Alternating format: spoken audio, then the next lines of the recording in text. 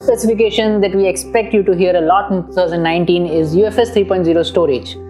But is the quality of storage that important? Well, yes.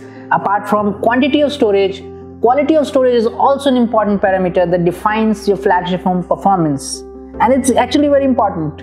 So in 2019, chipsets are already very fast, but you cannot make the most out of them if the storage that's supplying them with data cannot match up. So the speed of the storage, the quality of storage is often a bottleneck when it comes to performance of flagship devices, and that's often a reason these memory subsystem issues, because of them, that's the reason why very powerful spec phones cannot sometimes perform as expected. So we'll talk about UFS 3.0 storage, which is for the foreseeable future, which will be the best storage on smartphones, maybe for the next couple of years in 2019, 2020. So that will be the best storage solution. And why is it best? We'll try to understand that by comparing regular UFS storage with eMMC storage, which is the more conventional form of storage used on affordable phones, and comparing UFS 3.0, the latest standard, to the UFS 2.0 or 2.1 that it succeeds. So let's get started.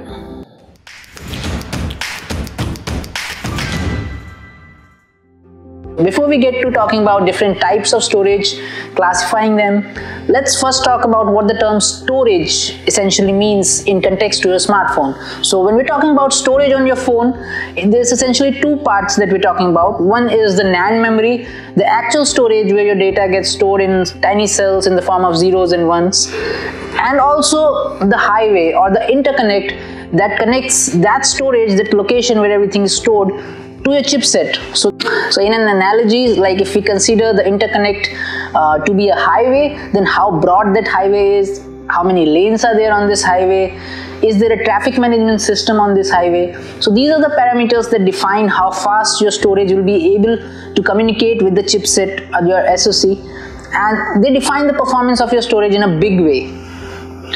So this interconnect includes the physical interconnect, the physical layer, like MIPIs, M5 layers, and then there are protocols defining communication on this layer, and then there's the memory controller that queues the commands.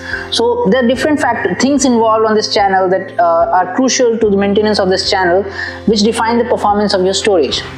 So now that you have understood that it's in two parts, the memory and the highway that connects your memory to the chipset, let's talk further about different types of storages.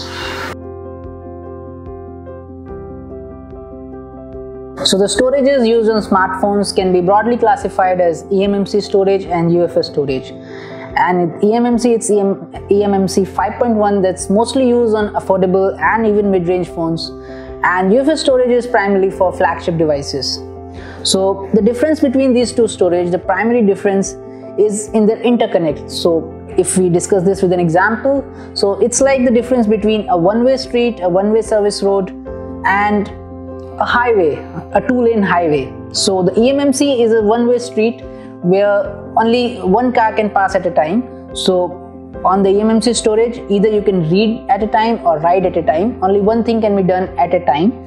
And on UFS storage, it's a duplex channel, so it's a broader highway, and it's a two-lane highway. So there are two you can read and write simultaneously, and by broader highway I mean more data, more bandwidth can pass through this highway, so more traffic can pass, and moreover there's a traffic management system. So there's a command queue, so multiple commands can be given to the storage at a time, and they can be arranged, their order can be changed using a memory controller.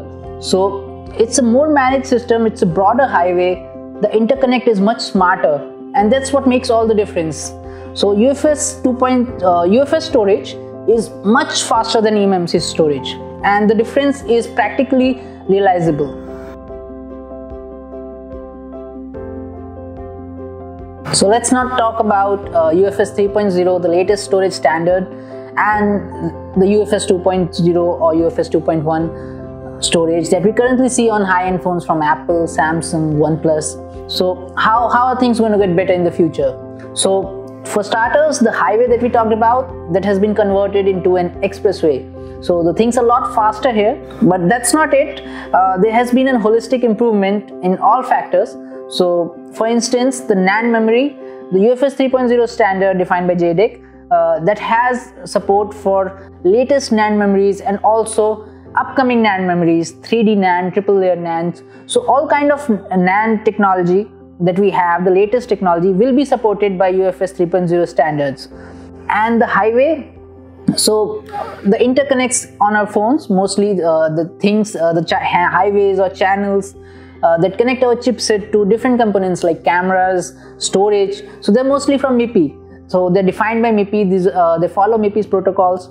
So on UFS 3.0 storage, the physical highway, the physical interconnect, that's MIPI M5 4.0, the latest version. And the communication is defined by UniPro 1.8 protocol. So that's the latest protocol, which involves QoS as well, which makes it smarter. So quality of service. The thing is, the communication on this channel is monitored and optimized for future. So this channel is much smarter. So it's the latest channel. It uses the latest technology, is governed by the latest protocol. So this will be the best there is right now, and this should define storages for the next couple of years. So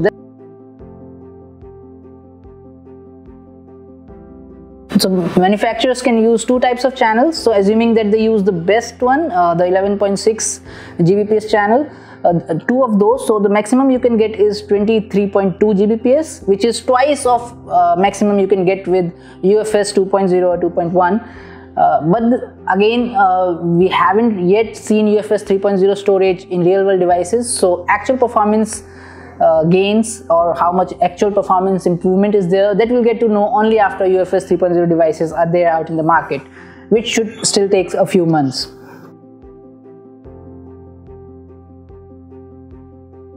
So apart from faster channels, smarter channels, and support for latest NAND technologies, UFS 3.0 also operates in a wider temperature range from -40 degrees Celsius to 105 degrees Celsius.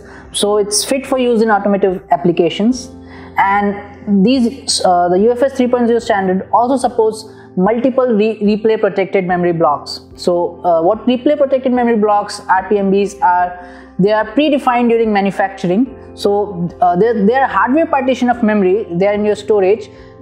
This is a secure zone which is used to store crucial information like billing information, DRM keys, encoding keys, and other crucial information. So these replay protected memory blocks, they're defined at manufacturing, they're configurable at manufacturing. So UFS 3.0 storage supports multiple of these.